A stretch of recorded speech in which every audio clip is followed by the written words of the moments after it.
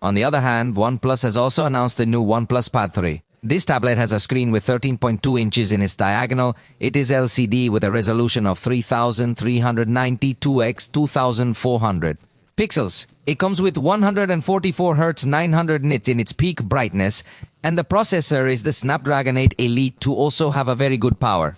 It's quite interesting because the screen is not exactly high-end yet, but the processor certainly is. This means it will likely be a tablet that isn't overly expensive but still very powerful. It features a total of 8 speakers positioned around it, providing an excellent sound experience. You can get it in either silver or dark gray. The rear camera has a resolution of 13 megapixels, while the front camera offers 8 megapixels. The tablet is designed with a thickness of 5.97 millimeters and has a weight of 675 grams. Its battery is 12,140 milliamp hours. The tablet supports 80 watts charging, which the brand says takes 92 minutes to charge fully, and 10 minutes gives 18% battery.